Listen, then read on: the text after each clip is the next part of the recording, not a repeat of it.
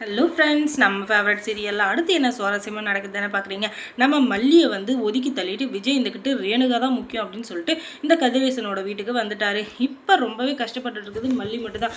ஆனால் இந்த விஜயும் சரி வெண்பாவும் சரி கொஞ்சம் கூட ஃபீல் பண்ணவே இல்லை. ஏன்னா இப்போ நம்ம அம்மா கூட தான் இருக்கோம் அப்படின்ற மாதிரி அந்த குழந்தையும் அவள் பாட்டுக்கு இருக்க, இந்த விஜயும் அவள் பாட்டு இருக்க ரொம்பவே கதறி அழுதுட்ருக்காங்க நம்ம மல்லி. அது எதுவுமே கண்டுக்காமல் இப்போ வந்து இந்த ரிஷாவுக்கு சரியான கோவம் உச்சந்தலையில் இருக்குது.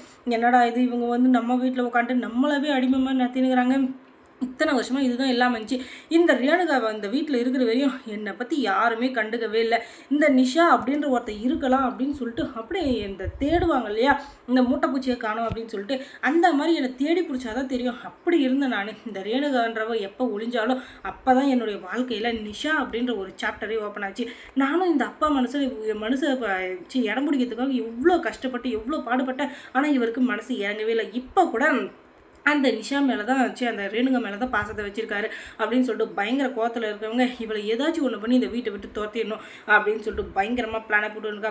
அதுக்காக அவளுக்கு இப்போ யோசனையில் வந்தது யாருன்னு பார்த்தீங்கன்னா இந்த ராஜேஸ்வரி தான். ராஜேஸ்வரி கிட்ட பிளான் பண்ணி எப்படியாச்சும் அந்த விஜயும் சரி இந்த ரேணுகாவும் சரி இந்த வீட்டை விட்டு துரத்திட்டா அதுக்கப்புறம் நம்ம சந்தோஷமாக இருக்கலாம் அப்படின்னு சொல்லிட்டு இவள் ஃபோனை எடுக்கிறா, காலா பண்ணுறா. அந்த ராஜேஸ்வரி ஃபோனை எடுக்கல. இவ அந்த அளவுக்கு ஓவராக பேசினால அவளை கொஞ்சம் அழைக்க உழைக்க விடுவோம் அப்படின்னு சொல்லிட்டு 2 கால் பண்ணியும் ஃபோன் எடுக்கவே இல்லை. சரி 3வது டைம் பண்ணுறப்ப பாவமாக போட்டும் என்னதான் சொல்கிறான்னு பார்க்கலாம் அப்படின்னு சொல்லிட்டு ஃபோனை எடுத்து கேட்குறாங்க. அதுக்கப்புறம் தான் சரி வருது, நான் வந்து தப்பு பண்ணிவிட்டேன், அதுக்காக என்னை வந்து நீங்கள் என்ன பண்ணாலும் சரி நான் அதுக்காக ஃபீல் பண்ண மாட்டேன், ஆனால் இப்போ நீங்கள் எனக்கு ஒரு ஹெல்ப் பண்ணணும் அப்படின்னு சொல்லிட்டு சொல்கிறாங்க. என்ன ஹெல்ப்பு அப்படின்னு சொன்னதும் இங்கே நடக்கக்கூடாதெல்லாம் நடந்துச்சு. இந்த ரேணுகாவையும் விஜய் வீட்டுக்கு கூப்பிட்டுட்டார் எங்கள் அப்பா. எனக்கு அது சுத்தமாக பிடிக்கல. அந்த ரேணுகா இருக்கிற வரைக்கும் என்னை யாருமே என்னன்னு கூட கண்டுக்க மாட்டாங்க. என் அப்பா இப்போவே அந்த சொத்து மொத்தத்தையும் அவகிட்ட தூக்கி கொடுத்துறேன்னு சொல்லிட்டு இருக்காரு. சத்தியமாக என்னால் அதை தாங்கிக்கவே முடியாது. அதனால் நான் என்னன்றேன்னா அவங்க எப்படி இந்த வீட்டை விட்டு ஒழிச்சு கட்டலாம் அப்படின்னு சொல்லிட்டு முடிவு பண்ணேன்னா என் பங்கில் பாதியே உனக்கு கொடுத்துட்றேன் அப்படின்னு சொல்லிட்டு சொன்னதும் என்னது பாதியா அப்படின்னு சொல்லிட்டு பணம்னு உடனே அப்படியே பறந்தடிச்சுங்க ஓடுறா இந்த ராஜேஸ்வரி. நீங்கள் எதுக்குமே கவலைப்படாத நிஷா, நீ எதுக்குமே கவலைப்படாத, எனக்கு கொடுக்க வேண்டிய கமிஷனை மட்டும் நீ கரெக்டாக கொடுத்துட்டுனா சரி, உனக்கு நான் ஐடியா மேலே ஐடியாவாக வாரி வாரி வாரி வாங்கிட்டே இருப்பேன். அதை வச்சுக்கிட்டு நீ என்ன வேணால் பண்ணலாம், ஆனால் சொல்கிறத மட்டும் செய், ஆனால் இதுக்கு பின்னாடி நான் தான் இருக்கேன் அப்படின்னு சொல்லிட்டு உன் அப்பா கிட்ட சொல்லிடக்கூடாது. அதுக்கப்புறம் உன் அப்பா வந்து என்ன அப்படி செம்ம கேள்வி கேட்பான். அதுக்கப்புறம் நான் வந்து பதில் சொல்ல முடியாமல் நான் தான் இது எல்லாத்தையும் உன் பொண்ணு தான் பண்ண சொன்னேன் அப்படின்னு சொல்லிடுவேன் அப்படின்னு சொல்கிறதும் அப்படியெல்லாம் நான் ஒன்றும் பண்ண மாட்டேன், நீ அதுக்கெல்லாம் ஃபீல் பண்ணாத, ஆனால் எப்படி இவங்களை வீட்டை விட்டு துரத்தலான்னு மட்டும் எனக்கு ஐடியா கொடு, அதுக்கப்புறமா மற்றதை பேசிக்கலாம் அப்படின்னதும் சரி உன்னை நம்புறேன், அதுக்காக நான் உனக்கு ஹெல்ப் பண்ணுறேன், அதுக்கப்புறம் என்னை காலை வாரி விட்டுட்டேன், அதுக்கப்புறம் நான் சும்மா இருக்க மாட்டேன் பார்த்துக்கோ அப்படின்னு சொல்லிட்டு இந்த நிஷா இருந்துக்கிட்டு சொல்ல சரி அப்படின்னு சொல்லிட்டு நம்ம ராஜேஸ்வரி ஹெல்ப் பண்ணுறதுக்கு ஒத்துக்குறாங்க. அதுக்கப்புறம் என்ன இவங்க 2 பேரும் ஒவ்வொரு நாளும் ஒவ்வொரு பிளானை போட்டு அப்படி பயங்கரமாக எக்ஸிக்யூட் பண்ணிட்டு இருக்காங்க. முதல்ல அந்த விஜயை சுத்தமாக கண்டுக்கலை, இன்னொரு பக்கம் அந்த ரேணுகாவை இன்னும் சுத்தமாக கண்டுக்கலை.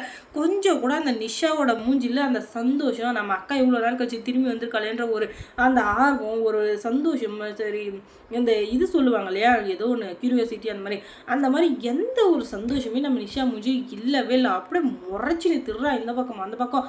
சாப்பிட்டியான்னு கூட இந்த வரையும் கேட்கலன்னா பார்த்துக்கோங்களேன். உடனே நம்ம கதிரேசன் வந்துக்கிட்டு என்னம்மா நிஷா இவ்வளோ நாளும் என் அக்கான்னு சொல்லிட்டு நேற்று கூட அவள் ஃபோட்டோக்கு படையில் போடணும் அப்படின்னு சொல்லிட்டு ரொம்பவே பாசமாக இருந்தா, அவள் மாலை பிஞ்சு விழுந்துச்சின்னு இன்னும் அவன் மேலே பாசமாக இருந்த, அவளுக்கு மாலை வாங்கிட்டு வந்து போகிறான், அதை கூட வாங்கிட்டு வந்து போட முடியாதுன்னு இப்போ அவள் வீட்டுக்கு வந்திருக்கா, நீ ஒன்று கூட அவளை கண்டுக்க மாட்டேங்கிறியே, அவளை சாப்பிட்டியா தூங்குனியா எப்படி இருக்கா இவ்வளோ நாள் எங்கே இருந்தா எப்படி இருந்தா நீ எதுவுமே கண்டுக்கவே மாட்டேங்கிறீ, என்ன தான் ஆச்சு உனக்கு ஒன்று அப்பா, உங்களுக்கு பாசம் இருக்குது அதை நீங்கள் காட்டுறீங்க, எனக்கு இல்லைன்னு நான் சொல்ல வரல, ஆனால் எனக்கு அதை காட்ட தெரியலே தவிர மற்றபடி எனக்கு அக்கா வந்ததில் எந்த கவலையும் இல்லை, அதுக்காக எனக்கு பாசம் இல்லை அப்படின்னு சொல்கிறாங்க. நீங்கள் சொல்லாதீங்க, நீங்கள் முதல்ல உங்கள் வேலையை மட்டும் பாருங்கள், எனக்கு எப்போ பேசணும்னு தோணுதோ நான் அப்போ பேசுகிறேன், ஏன்னா அவள் ரொம்ப நாள் கழிச்சு வந்திருக்கா இல்லையா, அது எனக்கே ஒரு அதிர்ச்சியாக இருக்குது, என்னவா இருக்கும் ஏதோ இருக்கும் அப்படின்னு சொல்லிட்டு, ஏன்னா ஒரே மாதிரி உலகத்தில் 7 பேர் இருப்பாங்கன்னு சொல்லுவாங்க இல்லையா, அந்த மாதிரி யாராச்சும் இருப்பாங்களா அப்படின்னு சொல்லிட்டு எனக்கு தோணுது.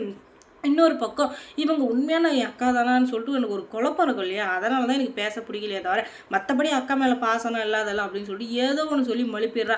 ஆனாலும் இவளை வந்து பிடிக்கல அப்படின்னு சொல்லிட்டு நல்லா தெரிஞ்சிச்சு கதிரேசனுக்கு. ஆனால் என்ன பண்ணுறது, இப்போதைக்கு வந்திருக்கிற மகளை வந்து வெளியே போன்னு சொல்ல முடியாதுல்ல, அதனால் அவளுக்கு காடை கௌதாரி அப்படி இப்படி சிக்கனு மட்டனு பொரிச்சது பொரிக்காது மீன் அப்படின்னு சொல்லிட்டு என்னென்ன இது இருக்கோ அது மொத்தத்தையும் எடுத்துன்னு வந்து அப்படியே வைக்கிறாருங்க பாரு படையில்.